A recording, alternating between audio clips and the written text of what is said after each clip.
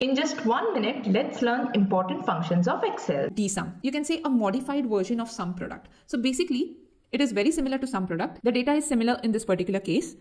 Now over here, let's say if we want to find in the month of Jan, what were Kim's total sales, which were over 200. So for DSUM, what we do is basically we prepare a criteria box separately.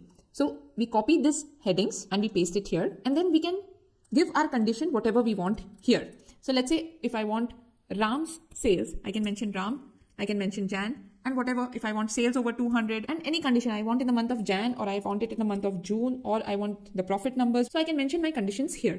Correct? Now in this particular case, what we want is, we want Kim's sales in the month of Jan, which is greater than 200. So I have prepared my criteria box. Now what I do is equal to DSUM.